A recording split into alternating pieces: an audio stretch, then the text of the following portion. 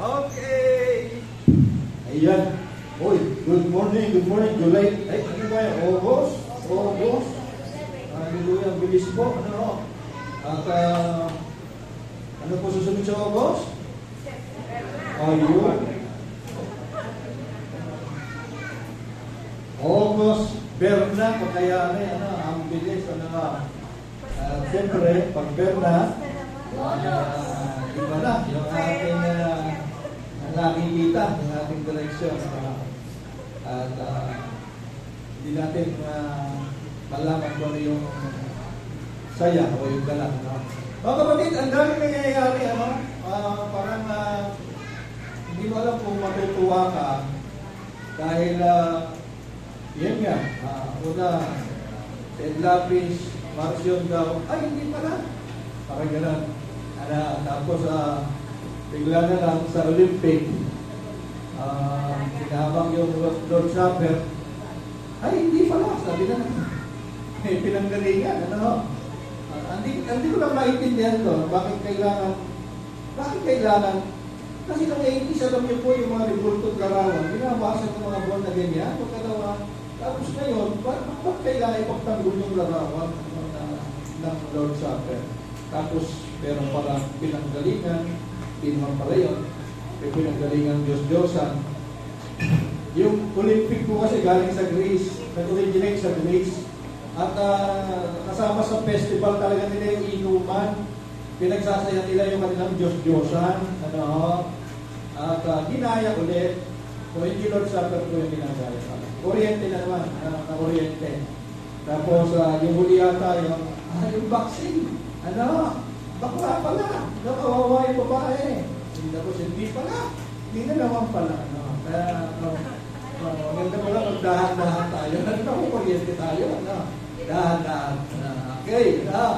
So, gusto ko tanungin kayo. Pag Sunday po ba, nakikinabang kayo sa ating mensahe?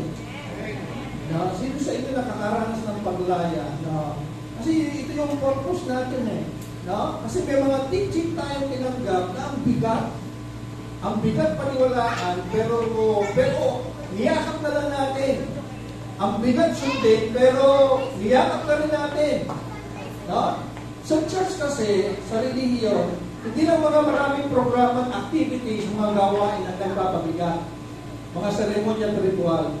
Pati yung mga beliefs na in-insert sa mind natin, nakakabigat. Maraming nakakabigat. Kaya salamat, dumating kasi dumating na yung maraming informasyon. Yun naman ang pangako ng Panginoon sa John 17. Pinakilala ko pangalan mo at patuloy pa kitang ipapakilala. Kaya continuous Ang sabi natin noon, ang pagkakilala sa Diyos, progressive. Mula Old Testament hanggang New Testament. Dati malabo ang tingin nila sa Diyos, gano'n ang Diyos, gano'n ang Diyos, gano'n ang Diyos. Palupit ang Diyos, mabagsik ang Diyos, hindi ang tingin nila. Pero nananatili ang Diyos na mabuti at pag-ibig. Tingin nila, yun lang perspektibo nila sa Diyos ang may problema. Kaya sa writings nila gano'n. Pero dumating si Jesus, siya yung full revelation ng Diyos Ama. Wow! Nakita na ang Diyos na hindi nakikita dahil kay Jesus. Ang problem ngayon, mga kapatid, yun nga, hindi pa rin natin, marami pa rin hindi makarecover, hindi nakikita si Jesus o ang Ama kay Jesus, samantalang pinakilala na talaga. So, ang title natin ngayon, bakit ba talaga hindi makita ang Ama kay Jesus? By the way, mga kapatid, gusto kong daanan ito. Kasi wala na tayong Sunday school. So, hindi natin na pag-aaralan yung Trinity, yung oneness, ang LJF po naniniwala na tatlong persona ang Diyos. Paano yun, Pastor? Isa lang silang Diyos, pero merong tatlong persona. Diyos Espiritu Santo, Diyos Anak, Diyos Ama. Pero isa lang sila. Kuha niyo po yun. May mga born-again Christian, mga churches din na naniniwala sa oneness. Oneness naman sila. Naniniwala sila, si Jesus, yun din yung Ama. Yung Ama, yun din si Jesus. Medyo hirap akong yun, pero hindi ko na iniintindi yun, hindi ko na problema. Hindi naman makakapekto sa kaligtasan yun. Ano ho? Pero mas hirap kung paniwalain talaga na yung Ama, si Jesus din yun. Yung Jesus, si Ama din yun. Ano ho? Ang hirap nun eh. Kasi sabi ni Jesus, sinugo siya eh. No? So meron nagsugo, meron sinugo. Tapos sa cross, nagkapatawad si Jesus. Sabi niya, Ama, patawagan mo nga sila. Hindi nila alam na humingi siya ng Ama, sa cross talaga. Ano? So, mas madali maniwala talaga yung tatlong persona sila. Dinaanan ko lang ito, mga kapatid, para hindi kayo maguluhan. Ano ha? Para sa atin, tatlong persona talaga ang Diyos. Ano? Na ang pinapakilala ni Jesus yung Ama. Okay?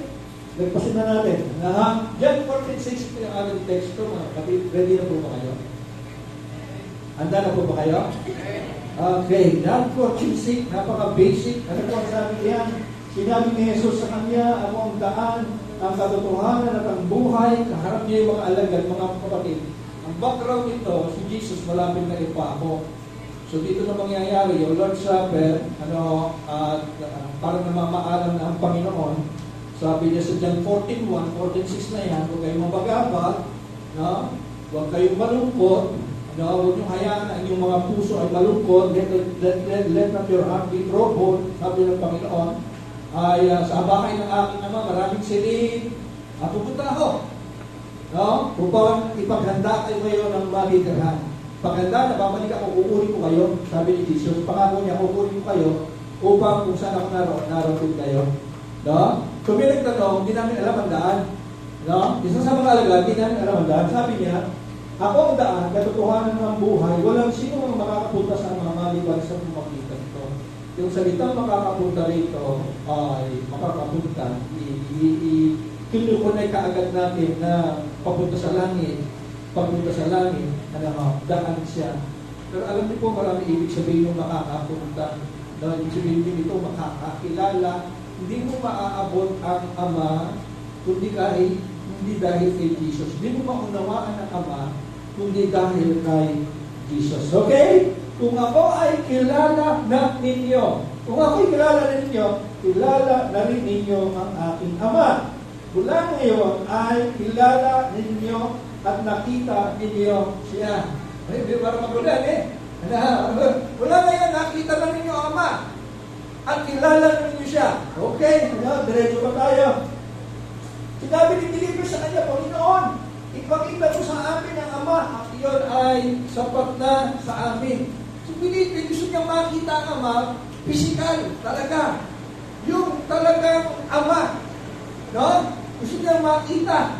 No? Pero sabi ng Panginoong Yesus, sinabi ni Jesus sa kanya, Filipe, matagal ng panahon na ako iyong kasama at hindi mo pa ako, take note, nakikilala. Ano ba kayo ba yan? Mga kapatid, ano? Gusto ni Filipe yung physical na Ama. Pero sabi ni Jesus, hanggang ngayon hindi mo pa ako kilala. Okay? Alam mo, iniisip nyo, mga sinampay nyo. Huwag mo iniisip nyo. Mga sinampay nyo. Mga kapatid, biglang kumulan. Salanan muna.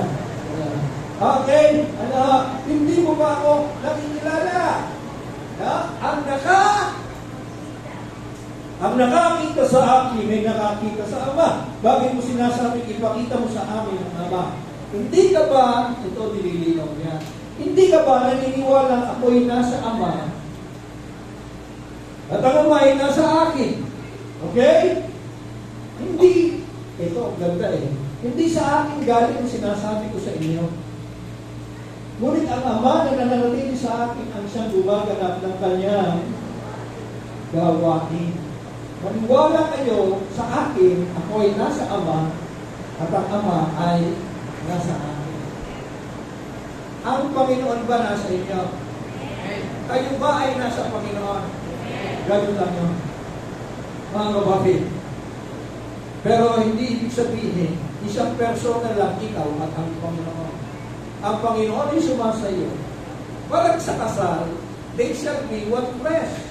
At sila ay magiging isang laman. Madalas po ako magkasal na yun. No? Pero sa picture taking, dalawa pa rin yun. Uuwi yung lalaki at babae, dalawa pa rin yun. Pero pinag-isa na sila ng Diyos. Kuha niyo po. No? So, kung sinabi ng Jesus, isa lang sila, it doesn't mean, mga kapatid, one persona. Ano ho? Ang Ama ay sumasa Kanya at Siya ay sumasa Ama. Malinaw na po? Malinaw na po?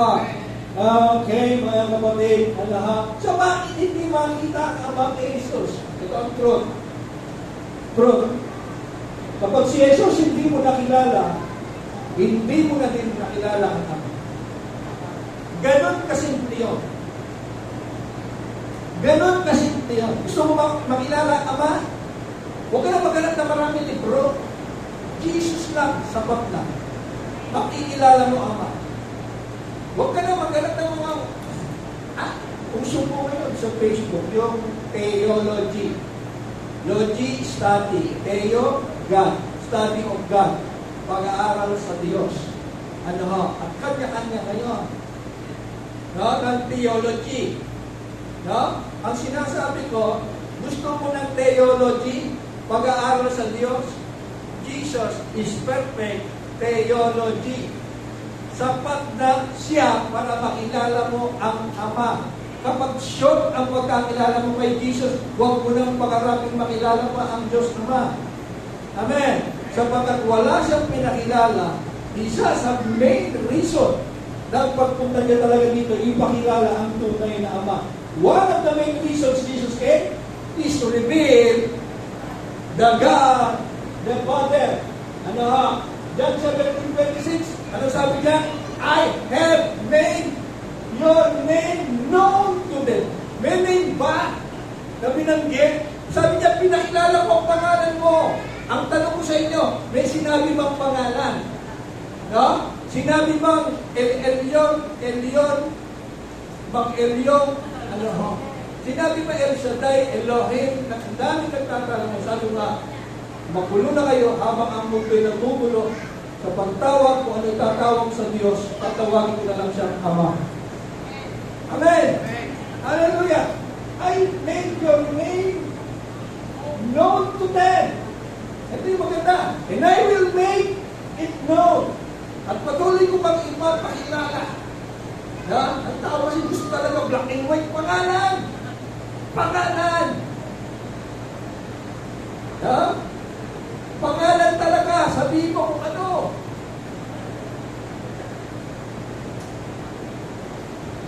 Alam niyo po, ang kalungkot dahil lang doon, dahil nahahapin ngayon. Dahil lang doon. Matagal na din ba?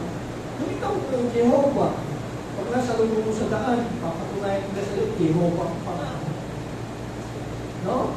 Pag nasa lulong mo sa daan, mga taga-El Shaddai, papatunayan nila, El Shaddai ang pangalan. Pero nung magpaturo ang mga alagad, kung paano manalangin, Panginoon, turuan niyo po kami manalangin. Okay, ganito kayo manalangin. Sabihin ninyo, Ama, Amen. Ama, sumasalangit ka. Sabi na Panginoon, ganito kayo mag-pray. Ganito kayo mananalangin. Ama, sumasalangit ka. Amen. Hindi sinabing, hindi yun. Ganito kayo mananalangin. El Shaddai, ganito kayo mananalangin. Diba? Hindi. Gusto ni Jesus talaga, close relationship. Tawagin niyo siya, Ama. Sabagat tayo mga anak. Amen? Mga anak mo kayo, Pablik. Pag-iiwan ng pera, sabihin, Pablik, penga pera. Diba? Hallelujah. Ano ka ba rin? I made it, and I will make it known hanggang ngayon. No? I told them what you are like. Ang ganda nito, mga kapatid. Yung isa, God's Word Translation. Yung isa, Contemporary English Version. Magkaiba. Pero parehong verse po yan. Pinagkukumpara ko yan. Ang ganda nitong sari nito sa baba. I told them what you are like. Sinabi ko sa mga alagad ko kung ano ka. Kung ano ang katulad mo. Hallelujah. And I will tell them even more. Ano ba yung name na sinasabi na pinakilala? Ayan lang naman yun eh. Father. No? And what you are like. Ano ang katulad ng Panginoon? Father pa din. Say Father sa atin. Amen? Eh kung yan ang dinidiin ni Jesus, bakit tayo mag-aaway sa pangalan ng Diyos ngayon? No? Hallelujah. Kasi ang sabi sa Colossians, Christ is the visible image. Again, hindi yan yung mukha dahil hindi naman tayo sigurado sa picture na yon na pininta ni Leonardo da Vinci. Naganap lang na modelo yun eh. Maganda. Ito maganda bagay sa mukha ni Jesus. Pininta. Yun eh, pumalat niya. Ito yung balbas na ang dami nagagalit ngayon. Bakit? Ano ba version nun? Western, Europe. Asian si Jesus sa Middle East. Mga kapatid, gitnang silangan. Kaya, yung Chinese, gusto nila, singkit ang mata ng Jesus. Ang dami niya, hindi lang Chinese, dapat Japanese, Korean. Diba? Lalo na yung Afrikano galit na galit. Bakit mapuputi yan? At bakit hindi kulot? Diba? Supa, hindi yun. Pag sinabing, Christ is the visible image, hindi yun. Of the invisible God. Ito yung nature niya, ito yung character niya. Meaning, ang hindi nakikitang Diyos, nakita na kay Jesus. Kung ano siya, ano katangian niya, ano ugali niya, hallelujah. Iyon yun eh. Pababaw tayo kung nag-aaway tayo sa mukha talaga ng Diyos at sa pangalan ng Diyos. Ang babaw na theology na.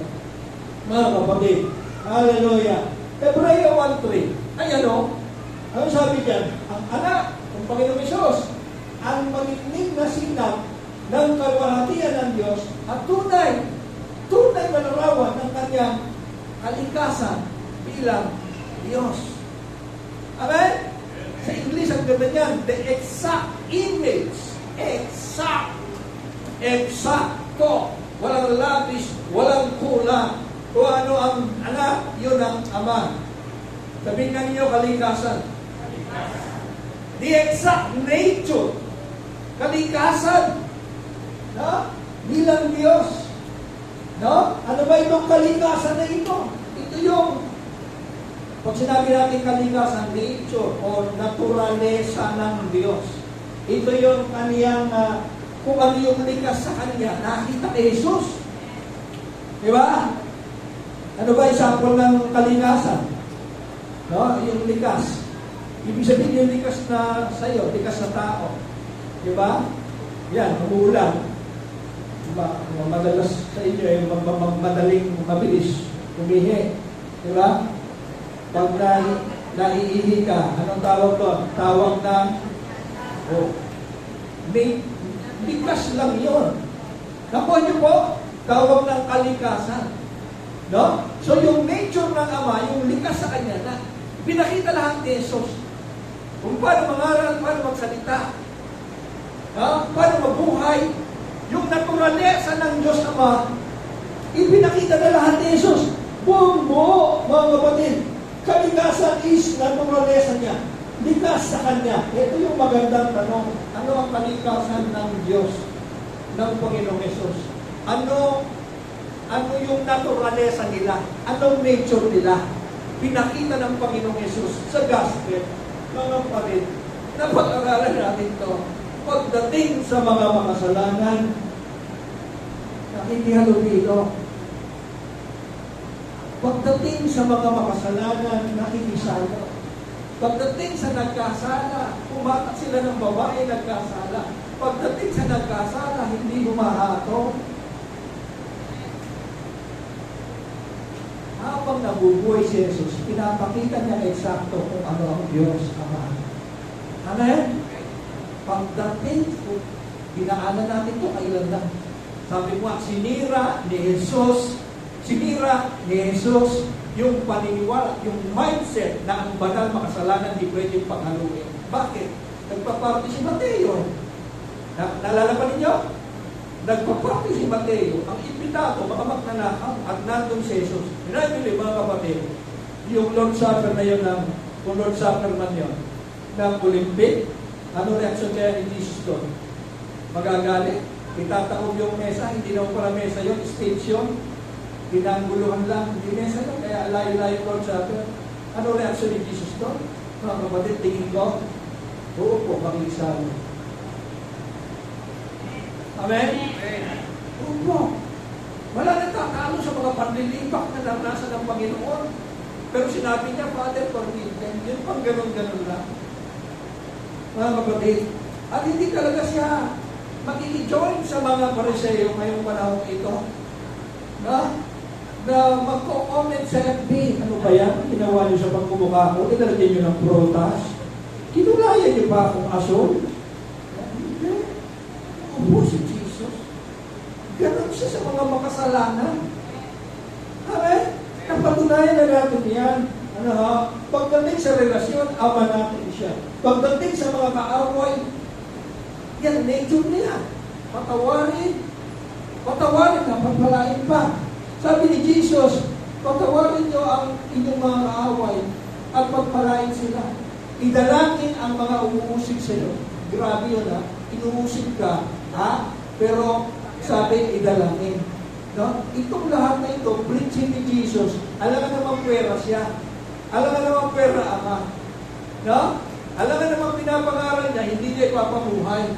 Sa inyo lang to ha. Pero ako, papatay ko yung mga kaaway ko. Umanda sila. No? Pero ako, ha? Oo. Mga kapatid, kaya ano mindset.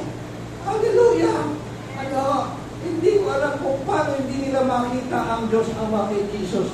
No? Ano ba? No? Pagdating sa pagpapatawad, 70 times 7, ibig sabihin, walang katapusan. Magpapatawad tayo. Lalo sila, turo nila yan eh. Lalo ang Diyos. Alam na accepted. Sila. Diba? Nag-gets niyo po ba? Alam niyo itong ating pinag-aaralan, theology to. Ito yung theology talaga.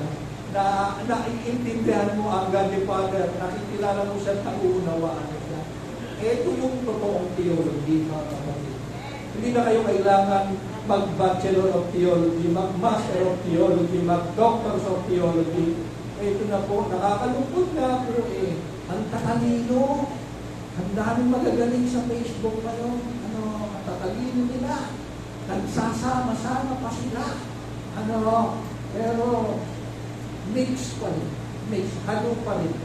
Meron sila ayaw bitawan. Pilit na hinahalo. Mamaya makikita po ninyo, mga kapatid. Pagdating sa mga may sakit, nagpapagaling. Pagdating sa bagyo, nagpapatigil.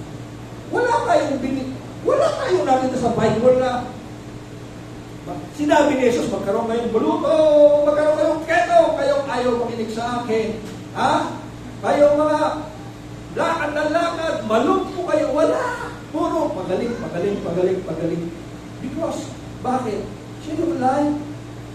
Life eh. Life, hindi death. Kamag-anak ng death yung sakit. Kuha niyo po, mga kapatid, no? Kaya, yun lang simpleng, ako ang buhay. Hindi sinabi, pero minsan ako ang kamatayan. Wala. Amen. Hallelujah. So, yung lahat ng ito, yung lahat ng yan, na nasa kaliwa ninyo, no? Nagpapakita na ang Diyos ay liwanag. Wala. Sabi niya, God is light, in Him there is no darkness at all. Walang bahid ng kadiliman ng pagka-Diyos ng Diyos. No? Ang karakter ng Diyos, ang imahe ng Diyos na pinakilala ni Jesus, walang bahid ng kadiliman. In Him there is no darkness at all. There is no darkness. Ito ngayon ang sinasabi nila. Sinasabi nila, is darkness yung Yahweh. Darkness. Yung Father ni Jesus, yun yung light. Kaya nagugulo. Nagugulo. No? At mukhang iba yung God ng Old Testament doon sa Father ni Jesus na ipinakilala. Pero ako, ulitin ko mga kapatid, wala ako doon. Hindi kami pareho ni Enlabis doon. Sa akin, sumulat pa rin sina Moses ayon sa perspektibo nila sa Diyos. Sumulat sila ayon sa pagkakilala ng Diyos. Progresibo, malabo pa ang pagkakilala nila sa Old Testament. Puro shadow lang, anino lang ang mga bagay na darating. Nung dumating na si Jesus, ayun, luminaw na ang Father. Amen? Mula sa prodigal son, pinaghihirapan ni Jesus ipaunawa. Sa prodigal son pa lang, kapatid, kitang-kita na kung ano ang Ama. Hallelujah. Amen? Nandiyan pa kayo? Palakpakan natin ang Panginoon.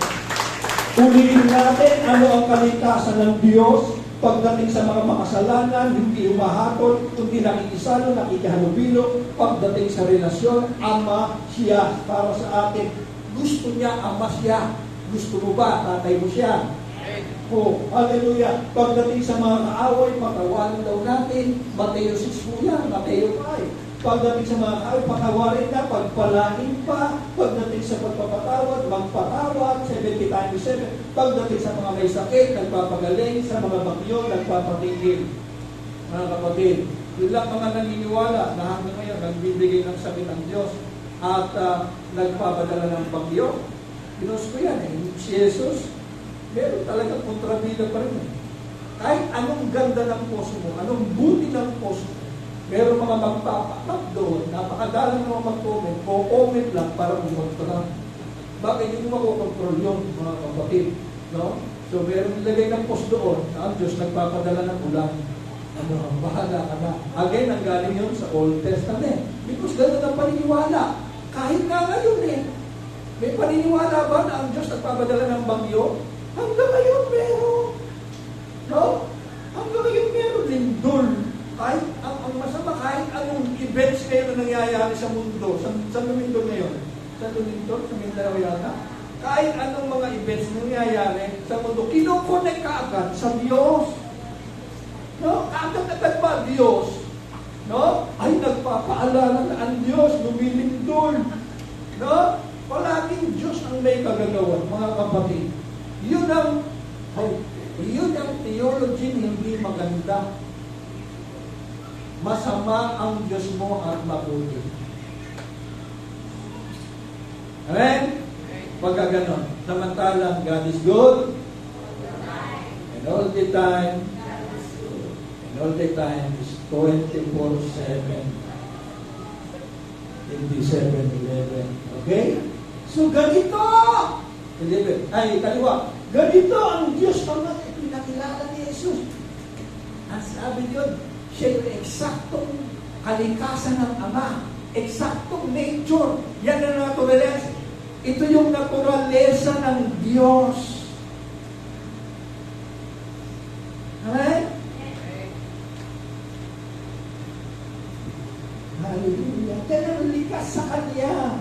Yan ang Diyos ang mga pinakilala ni Jesus. John 5. Katotohanan sinasabi ko sa inyo. Ito, sabi ni Jesus, hindi makagagawa ng anuman ang anak siya sa kanyang sarili, kundi ang nakikita niyang ginagawa ng Ama. Sabi ni Jesus, yung nakikita ko lang na ginagawa ng Ama, yun din ang ginagawa ko. E wala pa siya nakita sa Old Testament. Ang dami pinagagawa ng Diyos doon. Ba't di niya ginagaya yun? Na mali nga yung mga alagad, di ba? Hindi sila tinanggap sa Samaria. Sino kasama niya noon? Ha? Si Pedro, si Juan, at saka si John. Hindi sila tinanggap sa Samaria. Ano sabi nila kay Jesus? Panginoon, magpababa tayo ng apoy. Magpababa tayo ng apoy. Because meron silang mindset na gano'n, na ang Diyos gano'n. Meron nga silang idol eh. Lord din nila sino? Sino ba nagpababa ng apoy sa Old Testament? Elijah. Idol nila yun. Nagpapababa ng apoy. Kaya inaaya nila si Jesus, pababa tayo ng apoy. Ano sabi ni Jesus? Hindi ka lang. Anong spirito meron tayo? Tara, wait. No? Ano lang? No? Yun ang God ay pinapakilala ni Jesus sa atin. No? Sabi niya, yung nakikita ko yung ginagawa na ako, yung ginagawa ko sapagkat ang lahat ng mga bagay na kanyang ginagawa ay siya rin ang lahat. No? Ang lahat na ginagawa daw ng Ama, lahat. Hindi iilan, kundi siya rin daw ang ginagawa ng Ama. ay ng anak. Amen. Amen. Hallelujah. Anak. Hallelujah. Anak. Mga kapatid, so Jesus is perfect theology. John 12:49, sabi pa niya, I don't speak on my own authority. The Father who sent me has commanded me what to say and how to say. Mali na ginagawa. Yun lang ginagawa ko. Yung ginagawa lang ng Ama. Ngayon, yung sinasabi ng Ama, yun lang din ang sinasabi ko. Ano sinasabi ng Ama? Jesus is perfect theology. Kasi sa Colossians 1:15, sabi niya, the Son is the image of the invisible God, and the images in the Bible are corrupted. Corrupted. Hanggang ngayon, hindi lang ang Testament, maraming corrupted image ng Diyos dahil sa mga theologians. Ha? Pero nga nag-debate ng Webis, hindi ako nakapanood. Pinatulan nila yung taga. Nagsama-sama yung magagaling na theologians laban sa isang church leader lang. Ang pagdidipatehan nila, pumapatay ba ang Diyos? Dito sa search water lang, hindi pumapatay. Dito, pumapatay. Mga kapatid. Ganyan. Bakit hindi makita ang Ama kay Jesus? Sabi diyan, ayan yan eh. Even to this day, hanggang ngayon, when Moses is read, it veiled over the earth. Ang truth, meron talagang talukbong na tumatalukbong sa puso ng mga tao, ng maraming tao. Magsaya ka kapatid, wala nang veil ang heart mo. Wala nang talukbong. Pero truth ito, reality talaga, na merong mga pusong may talukbong. Kailan daw yun nangyayari? At sino daw yung may mga talukbong? When Moses is read. Meaning, yung Old Covenant, yung mga sulat ni Moses, hindi lahat doon truth. May mga truth, pero hindi lahat truth. Mga kapatid, kapag pinagsama mo talaga, ito tayo na, anak. Ha? Hanggang ngayon daw, sa Tagalog, hanggang ngayon, nananatili ang talukbong na iyon habang binabasa nila ang lumang.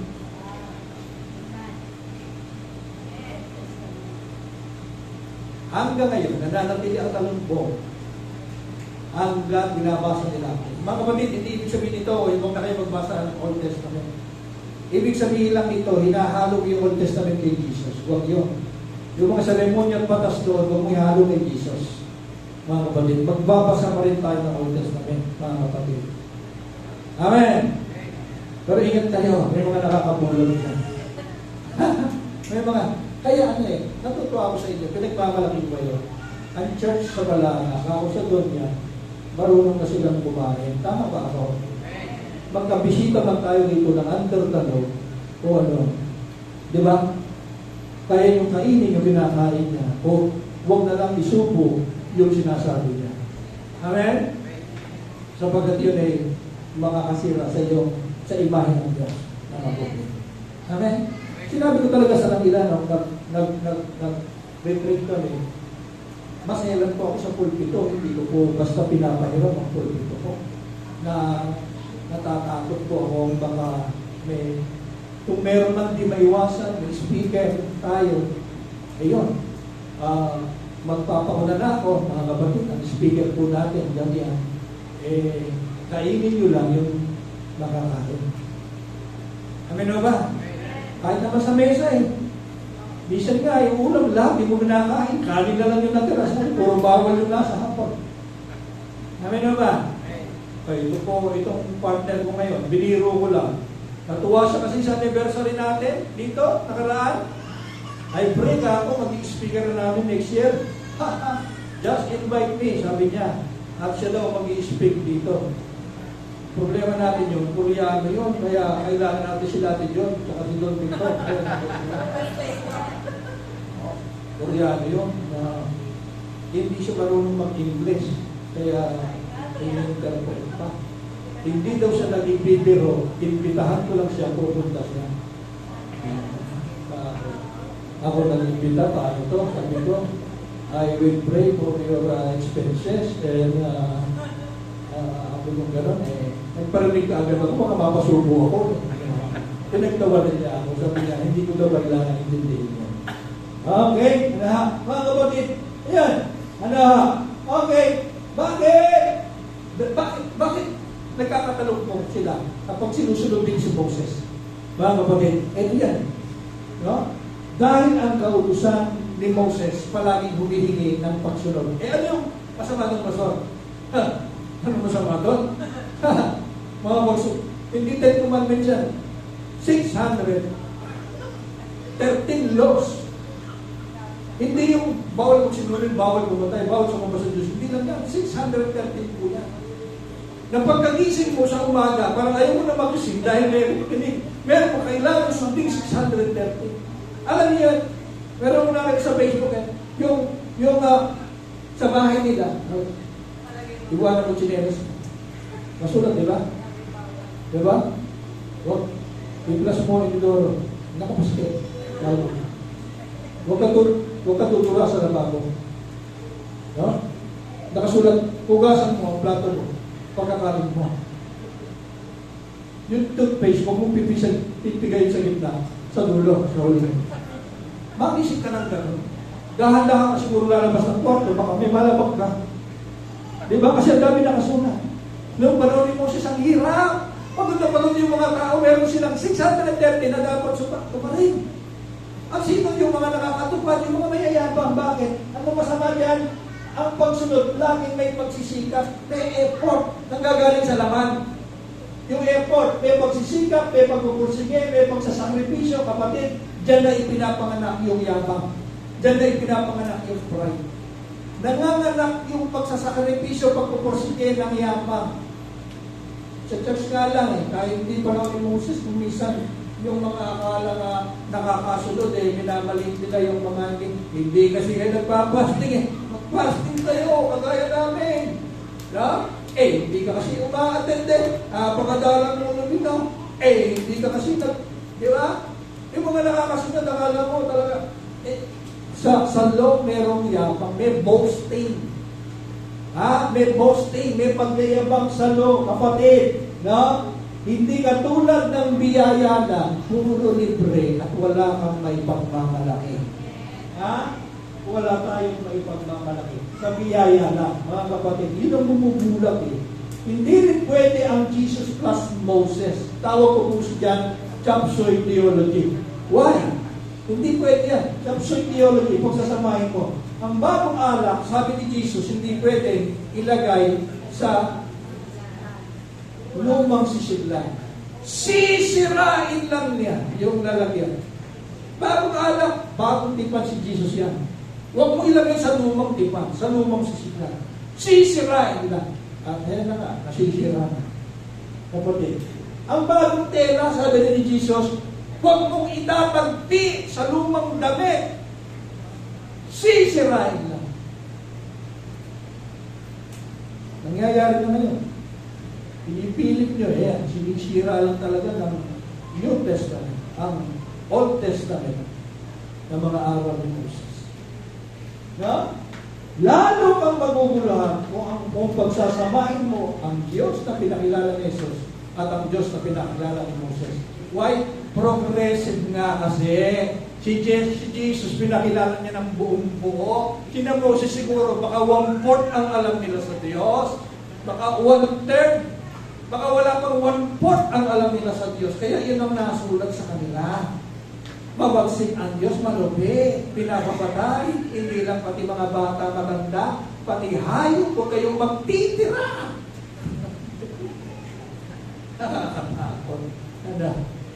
At alam niyo, ang pilit nilang pinagtatanggol, yung nag-utos ng kay David na mabilang yung mga tao niya, mga mandirigma niya. Pinabilang ni David yung mga mandirigma niya. Nagalit ang Diyos. Nagpadala ng salot, 70,000. Survey lang, 70,000 ang namatay. Yun ba yung Diyos, grabe. No? Kasi yumabang daw si David, parang nanggagaling na sa kanya yung kanyang pagkapanalo, pagkatagumpay. Ngayon, meron na bagong translation. No? And Satan, si Satan na yung nagutos kay David na magsabi. Dalawa na ngayon, meron Diyos, pinutusan si David. So para i-save ang Diyos, meron na ngayong translation na si Satan na ang nagutos kay David. No? Marami po, mga kapatid, maraming dagdag bawas sa Bible. Kagagawan niya ng mga naghahari noon sa imperyo ng Roma. No? Maraming dagdag bawas. No? Okay, Exodus, na lang ito. Gusto mo pagsamahin si Moses at saka si Jesus? Bigyan ko kayo ng sample lang, isa lang. Mahaba lang si tayo. Sabi ni Moses, siya nagsulat nito sa Exodus 33:11. Siya mismo nagsulat niya. So the Lord spoke to Moses face to face. Sabi ni Moses, nakipag-usap siya sa Diyos, mukhaan, face to face. Nagaya daw ng pakipag-usap ng kaibigan ng tao sa kanyang kaibigan. So kapag kaibigan usap po, face to face talaga, face to face. Ito dumating si Jesus. Ito sabi ni Jesus, no one has ever seen God. Wala pang nakakakita sa Diyos. But the one and only Son, siya lang, buktong na anak, who is Himself God, and His closest relationship with the Father, He made Him known. O sino pa paniwalaan mo? Sabi ni Moses, kausap niya ang Diyos, mukhaan. Sabi ni Jesus, wala pang nakakakita sa Diyos. Moses, Jesus. Jesus tayo. Because Jesus, siya yung ating final word of God. Final authority. Kapag naguguluhan ka, para safety, kay Jesus na. Ngayon, para ipaliwanag yan. Na naman, lumabas yung maraming komentaryo para save si Moses na hindi nagsisinungaling. Hindi! Sabi lang ngayon, pero ang totoo, likod lang ang nakita niya. Hindi sinabi, hindi dapat face to face, dapat face to back. No? Mukha tsaka likod yung nag-uusap. Kasi tapos meron pang sinasabi sa Bible na kapag nakita mo ang Diyos, mamamatay ka. Sa sobrang kabanalan niya, mamamatay ka. Si Jesus, kahalo bilong, mamandarambok ka.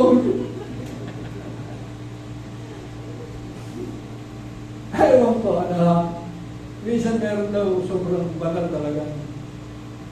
Sobrang banal. Halimbawa, kagagaling ko mga kapatid sa fasting. Diba, nag-fasting ako. Papasok ako dito linggo. Papasok ako linggo rito. Nakain mo siguro yung paborito gabi. Kumari lahat. Pagdamot ka, makukumpas siguro yung paborito. May teaching na gano'n. Pagdamot ka. May nadaanan pa ako. Napalapit ako sa tumaya sa wete. Pag-iis sa iyo. Hanggang ngayon may teaching gano'n na. Sobrang banal nung nagtutuntahan yung mga may sabi, yung mga may salila. Samantala si Jesus, nakinig kayo sa mga magnanakaw, wala pa natutong.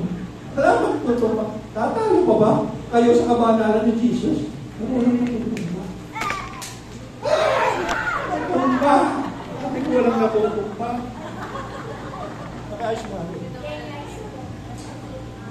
Okay, nakalawang bloopers na yan, ang linggo din.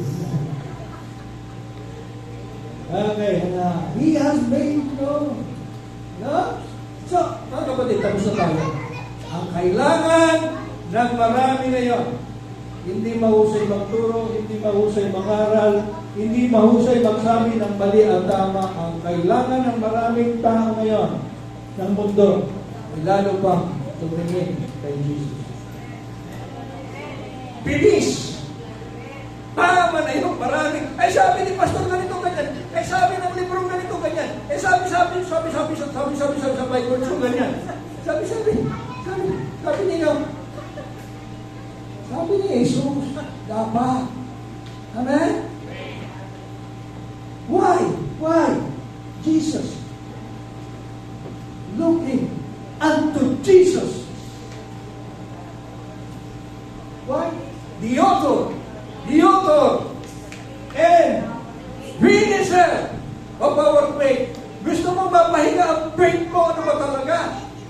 ba ng sakit ang Diyos o hindi? Ano ba talaga, babagsik ba ang Diyos minsan? O mabuti lang? Gusto mong ma-finish yung faith mo, mapahinga na yung faith mo, look unto Jesus. Iyon to. Ang pasimuno at siya rin tatapos ng faith mo. Amen. Look unto Jesus. Look unto Jesus. Pagdating pa rin sa faith, sa paniniwala, look unto Jesus. Amen. Kaya si Jesus, gusto niyo makita yung naturalesa ng Diyos. O ito, bigyan ko kayo ng sample. Matatapos na tayo dito. Ito yung naturalesa niya, nasa cross. Matapos bugbugin, matapos hagupit din ng maraming beses, duraan, hampasin ng tambo sa ulo at kung ano-anong pang-iinsulto at sinabi mo talagang Diyos ka, iligtas mo sarili mo, bumaba ka dyan kung talagang Diyos ka, iligtas mo sarili mo. Matapos lahat ng paghamak, pamamalik, pang-alipusta, lumabas pa rin yung naturalesa ng Diyos. Ama, patawarin mo sila. Hindi nila alam ang kanilang ginagawa.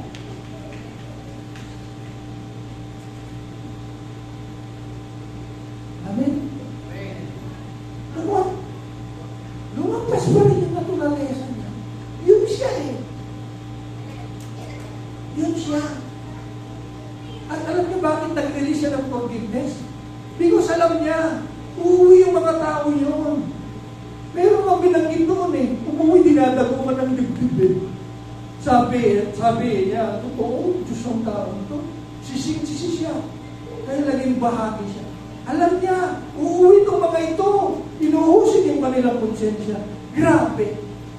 Yung pinatay, pinahirapan, nag-aalala pa rin sa pakiramdam ng mga uuwi niya. Concern pa rin sa magiging condemnation nila sa sarili nila. Concern sa magiging feeling. At yun ang Diyos na ipagpinakilala ng Diyos. Amen? Grabe. Grabe. Palagpakan natin ang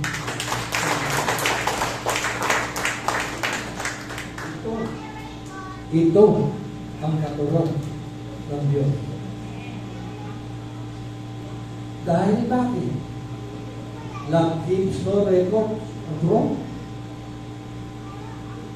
Dahil bakit? Itinuro niya eh. Nagpatawag 70 times 7, tapos nagagawa. Pero hindi niya ginawa yun, alang-alang sa pangangaral niya. Nature talaga. Prayer ni mga kanina may mga talong pa yung mga tao, kinonfirma ito ni Apostol Pablo. Kaya nang iiwanan ko sa inyo, na nanalangin si Pablo sa mga may talong, sabi niya, I pray that the eyes of your heart may be enlightened. May mata ang puso. Kaya nga natatalongbuhan eh. May mata ang puso. Hanggat di yan nakakakita. Hallelujah. Ng tunay na naturalesa ng Ama. Tunay nature ng Ama. Ang ipapasa ng Diyos sa mga anak mo, sa apo mo, nature. Minsan pumapatay, minsan hindi. Minsan bibigyan ka ng sakit, minsan hindi. Minsan niya pagpapalain ng negosyo mo, minsan pababagsak ng negosyo mo kasi may lesson siyang ituturo. Pagbihira, lesson niya. Ganun na ipapasa mo sa anak ko. At sa ganun Diyos, wala kang kapayapaan. At ang mga anak ko, apo, wala rin silang kapayapaan kasi gano'n ang Diyos na ipinasa mo sa mga. Kaya napakahalaga ngayon kung ano ang tingin mo sa Diyos. Amen? Amen! Tapos na po tayo. Mga kapatid, ewan ko kung kayo, ako nag-enjoy. Nag-enjoy talaga ako sa pag-aaral. Sa pag-aaral nag-enjoy. Sa road ng computer, enjoy ko yung mga panahon dito. Kasi naging issue siya, okay, tagalan natin pinapangaraw niya. Mga kapatid, ang Diyos mabuti lang. Okay, naging issue siya sa buong Pilipinas. Okay, sige, daanan natin. Tayo po tayong lahat, mga kapatid, hallelujah. Meron po kayong natutuhan? Napagpala po ba kayo? Hallelujah. Panginoon, salamat po. Salamat ng marami, Panginoon, na sa katotohanan aming narinig, panibagong pagpapalaya. Unti-unti, Panginoon, naranasan namin ang pagpapalaya ng iyong mga salita. Sapagkat ikaw naman nagsabi nito, malalaman namin yung katotohanan, pero hindi natatapos doon. May kasunod ang pag-aalam na sa katotohanan. Malalaman namin ang katotohanan at ang katotohanan magpapalaya sa amin. Salamat po sa buhay na ito. Napakahalaga na kami po ay malaya sa lahat ng mga paniniwala at turo at mga seremonya at mga ritual na galing sa mga reliyon. Panginoon, na nagpapabigat ng mga buhay ng tao. Salamat po na pinalaya mo po kami sa mga ganoong paniniwala. Salamat po. In Jesus' name we pray. Amen.